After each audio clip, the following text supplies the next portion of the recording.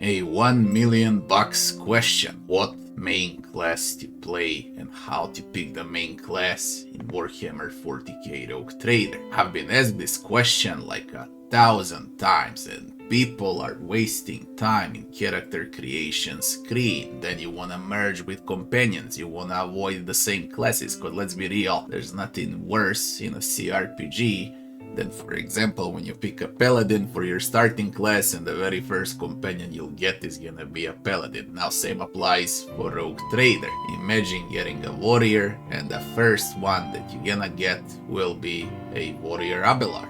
Hey, what we're gonna cover in this video is a brief overview of all companions, what they cover, what are the archetypes, what is their role in a team, and how you should create your main character to merge with all companions, but without overlapping with talents and skills.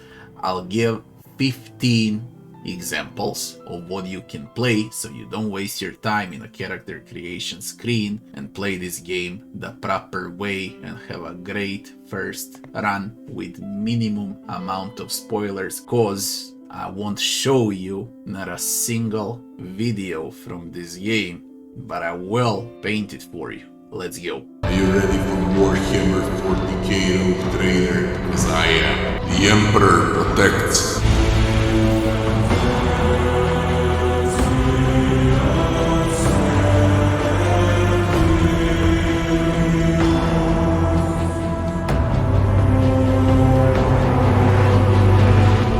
Well, this would be all the companions in the game. Your first one, Seneschal Abelard Verserian. Your second companion, Sister Argenta. Your third companion, Idira Tlas. Your fourth companion, Cassia Orselio, the ship navigator. Your fifth companion, Tecmagus Pascal. Your sixth companion, Heinrichs van Kellogg's, the Inquisitor of Ordo Xenos.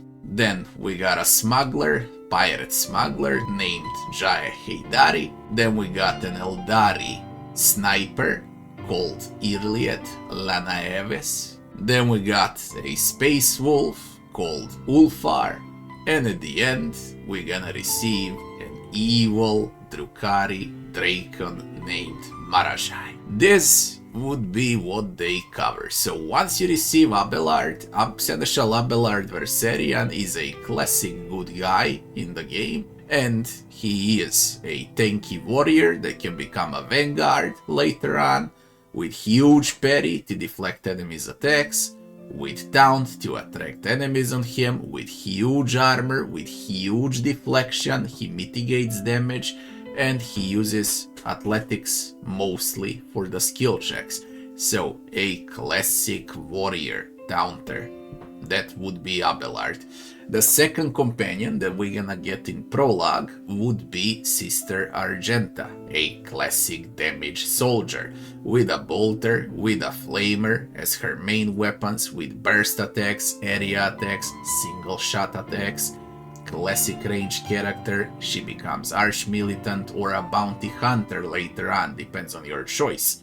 For the single target damage, Bounty Hunter is better. For AoE damage, Arch-Militant is better. Truth to be told, she is an Arch-Militant. She is the strongest DPS in the game, she relies a lot on dodge, and her skill checks are classic demolition. The next companion that we're gonna receive in Prologue would be Idira Tlas, a heretic psyker, the very first psyker we receive, with divine psyker abilities, also a bit of a telepath. She is an archetype operative, she's got good dodge, great crowd control for enemies, solid damage, tons of debuffs and some buffs. Now the next companion depends whether you're gonna go in Act 1 for Cassia first or for Pascal. If you go for Cassia, she is the most unique companion in the game. This is your ship's navigator, the one that takes you through the warp. There is no replacement for Cassia, There is no replacement for her navigator talents and abilities. She's extremely unique, and I mean it. There's like 20-30 navigator talents that no one else has, including your main character. She's an officer archetype, and best if you go with a grand strategist later on tier 2. Her main skill check would be lore warp. After Cassia, you're gonna receive Pascal.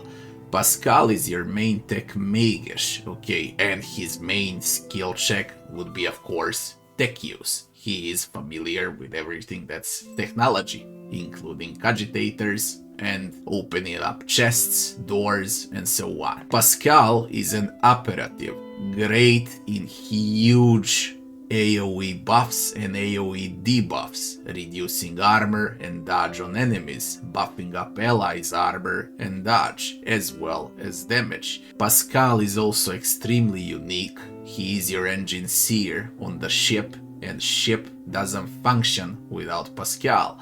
Pascal can be played in two different ways. One is a melee assassin Pascal, and the other one is area damage bounty hunter, or should I say trapper Pascal. If you opt in for assassin, then he becomes a full melee DPS. If you opt in for area damage or a trapper, he becomes one of the best offensive supports in the game. After Cassia and after Pascal comes Heinrich van Kellogg's, the last companion that you'll get in Act 1. Heinrich is a Ordo Xenos Inquisitor. He is a warrior, but he is also a psyker, or should I say biomancer psyker, a self-buffing or buffing allies psyker. Later on he becomes an assassin. Heinrich has a huge dodge. He doesn't rely on armor like Abelard, he relies to dodge enemy attacks. During his ultimates and so on, Heinrich has a lot of burst from his melee attacks. He is extremely mobile, he's got huge speed, he's got a lot of great buffs for your allies, and he deals also some damage over time effects if scaled properly. And now when Act 2 starts, you're gonna receive two additional companions. The first one would be Jaya Heydari, and the second one would be Irliet Lanaevis. During the first 10% of Act 2, you will encounter Jaya Heydari on Footfall. Jaya Heydari is an aggressive officer, master tactician, melee ranged hybrid with great dodge and great buffs for the team, but mostly she is there to buff up with one or two spells and then deal damage. This is how Owlcat intended you to play Jaya Heydari as an officer pirate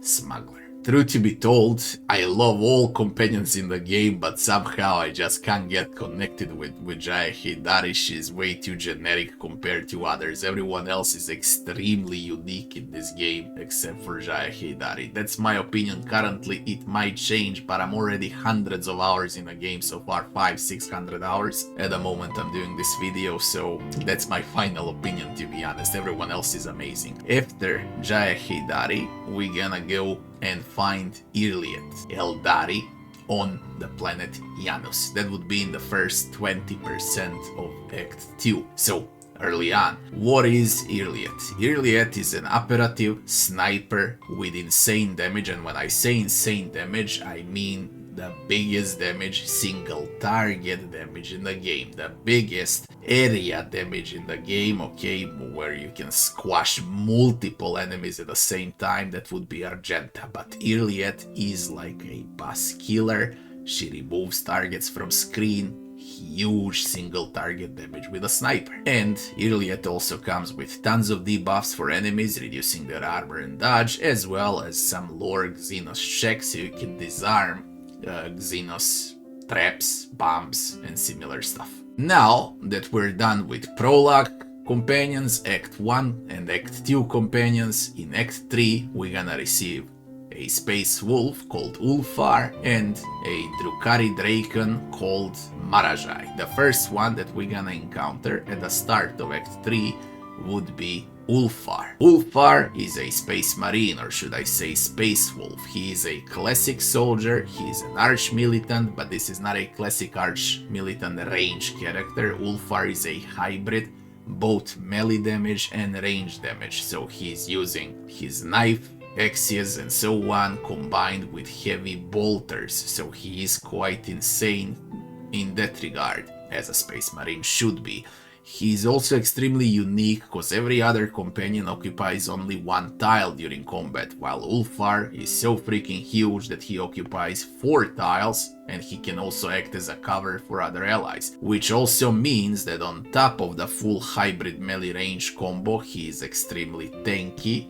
He's using special equipment as a space wolf, special gear, and he is a classic brute. Okay, this is your strongest companion in the game, as it should be. He is a space wolf after all. And the last one that we're gonna get is a Drakon Marajai. Drakon Marajai is an evil Drukhari torturer, warrior, assassin with the highest mobility in the game. He's using Dance Macabre abilities, slice and dice, charging on enemies, switching positions, dashing through enemies, nimble, dodgy character with huge dodge and with multiple attacks per round, as well as huge damage over time, where he profits out of damage over time effects and deals even more damage to enemies that are bleeding, burning, and so on. These 10 would be your companions in the game.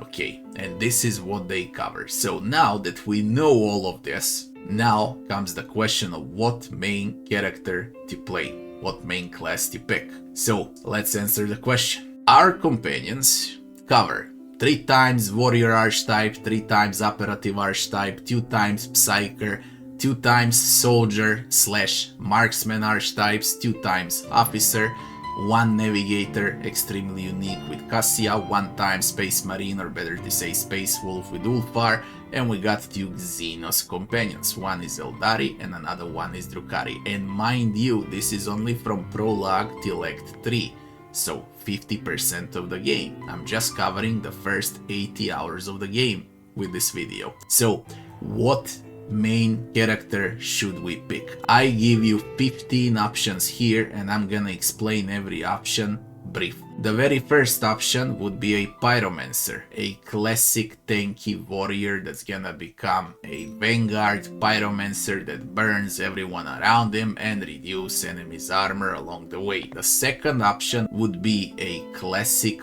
voidborn, mage-like, squishy pyromancer that casts fire spells from afar.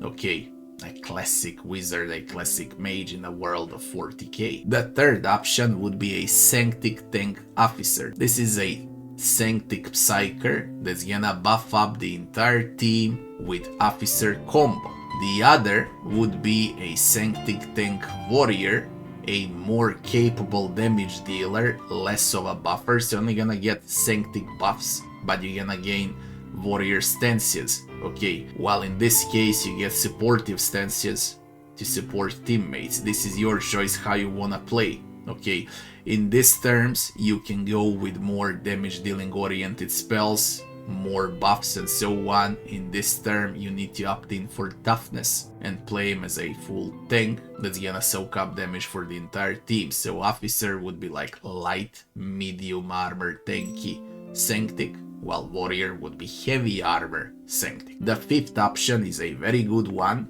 as a Ministorum priest warrior. This is a fanatic, okay?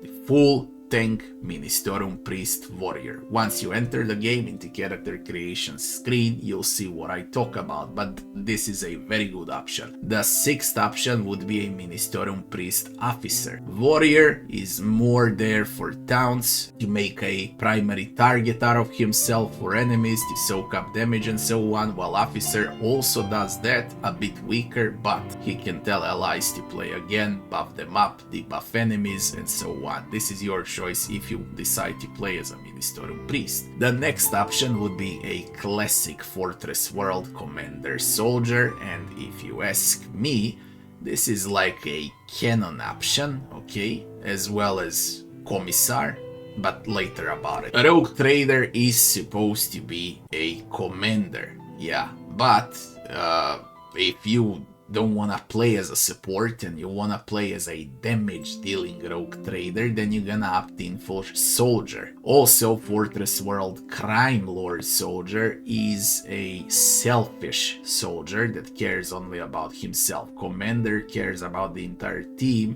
while Crime Lord focuses only on himself to deal damage. The next option would be a classic marksman sniper soldier class. Okay, you put up a sniper in your hands and you deal huge amount of damage to single targets. This is what Iliad does, but Iliad is a Xenos, and if you play as Imperialis, maybe you won't like her that much, so this should be always an option available for players to consider. The next option would be a Master Tactician Soldier. Master Tactician Soldier, not only that it hurts a lot, it also crits like crazy because of the Master Tactician archetype. And on top of it all, it can buff allies and himself like crazy. This is a buffer soldier, buffer shooter. Also, I guess I need to remind everyone that you can play soldier with nearly all weapons in a game. Soldier can equip a lot of weapons, so you can switch weapons along the way non-stop. The next option would be an operative telepath psyker, a classic damage dealing debuffer psyker,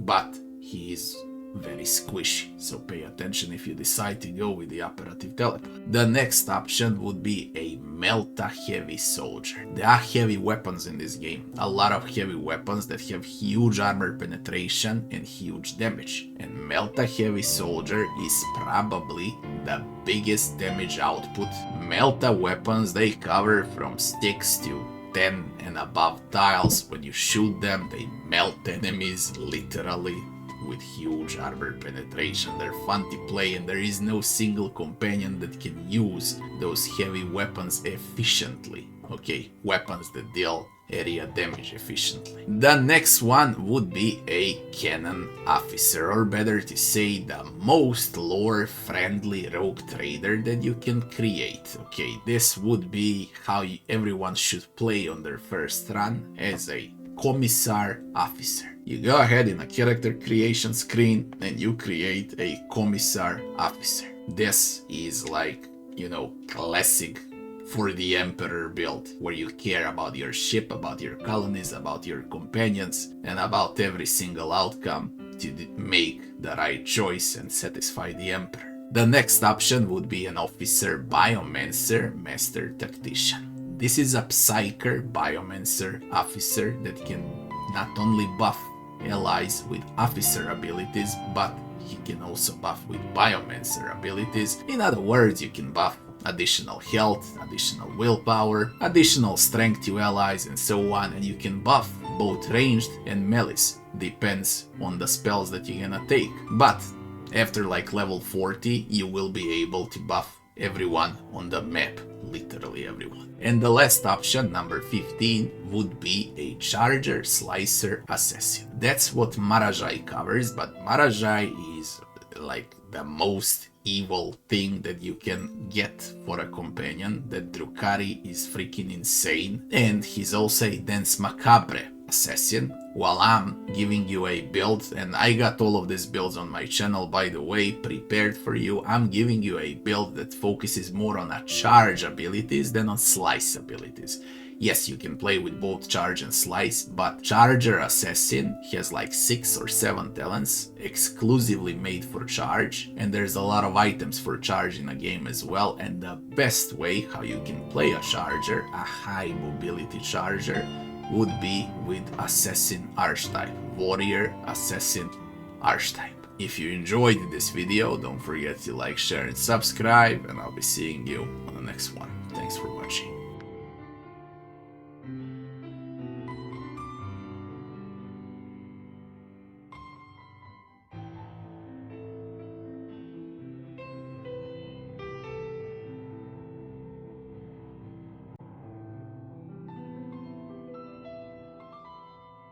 Are you ready for Warhammer 40K rogue trader? Because I am. The Emperor protects.